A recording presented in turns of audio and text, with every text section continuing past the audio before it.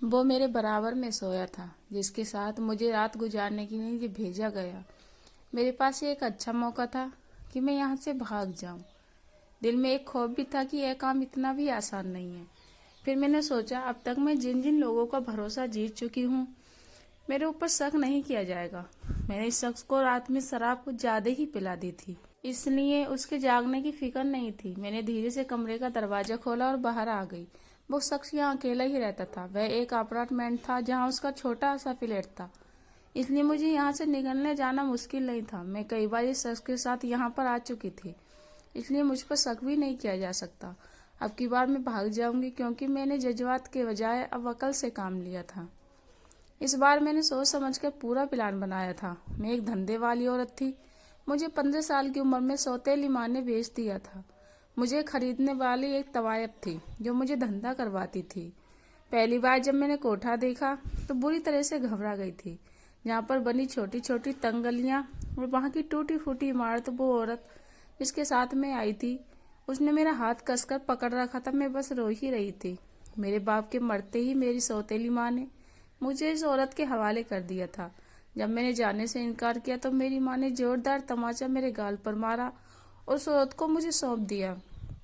बस मैं 10 घंटे के सफर के बाद यहाँ पहुंची थी। यहाँ के पुराने 2 मंजिल इमारत को देखकर मुझे घबराहट सी होने लगी। मैं अपना दुपट्टा सलीके से ओढ़े थी, लेकिन वहां से गुजरने वाले की नजर ऐसी थी कि मुझे उलझन हो रही थी। एक तो तंग गलियां और ऊपर मोतियों का हार और गजरे की दुकान, वही इत्र की शीशियां भी रखी थी। कहानी पान की दुकान और दीवारों पर लाल पिचकारी किए हुए निशान, जो दीवार का असली रंग ही खत्म कर चुके थे। मैं पुराने से इमारत की तंग सीढ़ियों पर चलती हुई उस जगह पर पहुंची। मैंने देखा, एक तरफ 2 बड़ी उम्र के शख्स हारमोनियम और ढोलक के साथ सफेद पोशाक में मुंह में पान दबाए बैठे हैं। उसके दूसरी तरफ तख्त का सा, जिसपर 50 साल की औरत फुल मेकअप किए, मुंह में पान दबाए आड़ी तिरछी तख्त पर बैठी थी। वो मुझे देखते ही उठकर बैठ गई। मैं डरी सहमी उस जगह को देख रही थी।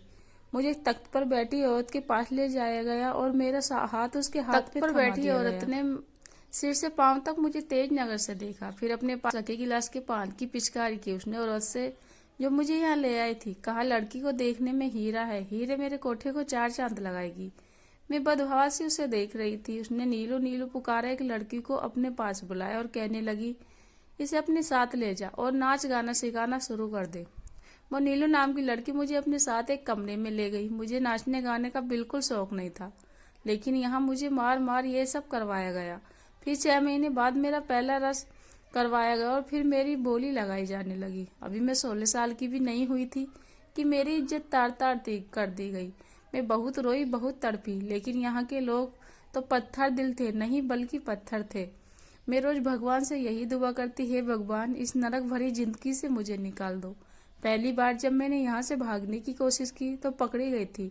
मुझे उस मोटी औरत ने बहुत मारा था। मेरा चेहरा नीला पड़ गया था। इसके बाद मैंने ऐसी जरूरत नहीं की, लेकिन मुझे इस काम की नफरत थी। मैं हर वक्त यहाँ से निकलने के बहाने तलाशती। 1 साल यहाँ रहने के बाद मुझे मर्दों के साथ भेजे जाने लगा। ये मर्द उस तपाए के पुराने गिराक थे। वो मुझे सुबह वापस इस कोठे पर छोड़ जाते। यह शख्स भी मुझे कई बार अपने फ्लैट पर ला चुका था। मैं इन गिराकों के साथ एक काम करती थी, उन्हें बहुत ज्यादा शराब पिला देती थी, जिससे ये लोग अच्छी जल्दी नींद में चले जाते। कभी कभी तो ऐसा भी होता मैं इनके हवस का शिकार होने से बच जाती। जब ये लोग सुबह जागते तो कहते, मुझे तो रात की कोई बात याद ही नहीं है। वो कहती, मुझे तो याद है, पैसे वसूलना तो आप नशे की हालत में भी जानते हो। मैं यह इस बात से आदी कहती कि लोग मेरी बातों पर यकीन कर लेते। जिस जगह पर मैं फंस चुकी थी, मैं बहुत अच्छे से जानती थी कि अकल की बजाय से ही यहाँ से निकल पाऊंगी, वरना वो मेरे लिए नामुमकिन नहीं था। मैं यह नरक भरी जिंदगी 3 साल से बर्दाश्त कर रही थी। मैं इन लोगों का विश्वास जीत चुकी थी। कई बार तो मुझे बंगला वाले भी अपने साथ ले जाते। शुरू में तो एक दलाल मेरी रखवाली के लिए भेजा जाता, लेकिन अब मुझ पर भरोसा जम चुका था। अब उन्हें लगने लगा था कि मैं इस काम के लिए आदी हो गई हूँ। लेकिन नहीं, मुझे यहाँ से भागना ही था। मुझे इस गुनाह के काम से नफरत थी जिसमें मैं फंस चुकी थी। इसलिए मुझे आज मौका मिला। मैं जल्दी से सीढ़ियां उतरी। उस वक्त रात के 3 बज रहे थे। मुझे मेन रोड पर ऑटो रिक्शा मिल गया। मैं ऑटो में बैठी और सीधा बस अड्डे पर पहुंच गई।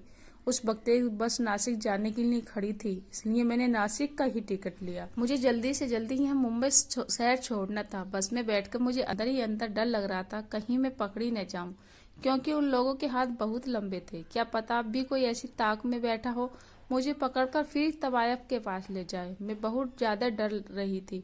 मेरा दिल डर के मारे धड़क रहा था। बस जब तक चली नहीं, मुझे अपनी जान सूली पर लटकी हुई महसूस हो रही थी। जैसे जैसे मुंबई से दूर जा रही थी, मेरा रुका हुआ सांस बाहर निकला जा रहा था। नासिक पहुंचकर मैंने कुछ सुकून महसूस किया।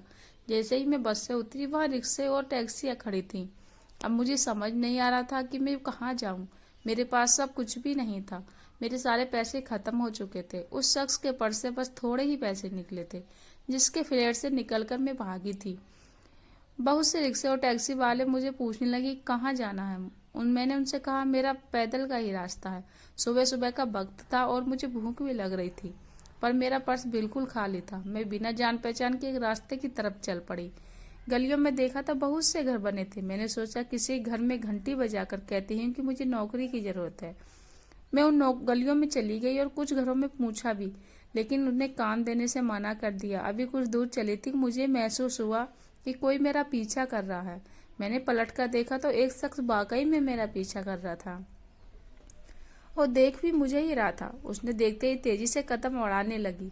उस शख्स ने मुझे पुकारना शुरू कर दिया और कहने लगा मेरी बात सुनो। उसे देखकर मैं डर गई। मुझे लगा कि यह उन्हीं लोगों का आदमी है जहां से भाग कर आई थी। इससे पहले कि मैं वहां से भागती, वह कहने लगा उसे एक नौकरानी की जरूरत है। शायद वह सुन चुका था कि मैं लोगों से काम मांग रही हूँ। मेरे कदम वहीं रुक गए। वह शख्स मुझे चंद कदम पीछे ही था, इसलिए तुरंत मेरे पास आ गया। वह कहने लगा मुझे एक नौकरानी की जरूरत है जो हमारे घर दिन रात रहकर काम करे। लेकिन मैं इस इलाके का रहने वाला नहीं हूँ। मैं इधर अपने किसी दोस्त से मिलने आया था। आपको लोगों से घर में काम मांगते देखा तो मैंने सोचा आप जरूरतमंद लगती हैं। मैं उस शख्स को गौर से देखने लगी और सोचने लगी कि पता नहीं ये झूठ बोल रहा है या सच। लेकिन एक सच यह भी था कि मुझे उस वक्त काम की सख्त जरूरत थी। मैंने उससे पूछा आप कहाँ रहते हैं। उसने कहा कुछ दूर फासले पर मेरा घर है। अगर आप मेरे साथ चलें तो मैं आपको अपना घर दिखा सकता हूँ। कुछ देर तक मैं सोचती रही कि क्या करूँ या क्या न करूँ। फिर मैंने सोचा चली ही जाती हूँ। मैंने कहा ठीक है, मैं आपके साथ चलने को तैयार हूँ। मैं उसके साथ साथ चलने लगी। मुझे हैरत का झटका तो उस वक्त लगा जब वह मेन रोड पर पहुंचकर एक टैक्सी वाले को रोककर उसे अपने घर का पता समझाने लगा। उसे ऐसा करते देख मैं सोचने लगी क्या यहाँ पर नहीं रहता। उसने मुझसे कहा आप टैक्सी की पिछली सीट पर बैठ जाइए। दोस्तों, पूरी कहानी आप लोगों को भाग 2 में देखने को मिलेगी। उसके लिए आप वीडियो को लाइक और चैनल को सब्सक्राइब कीजिएगा। धन्यवाद।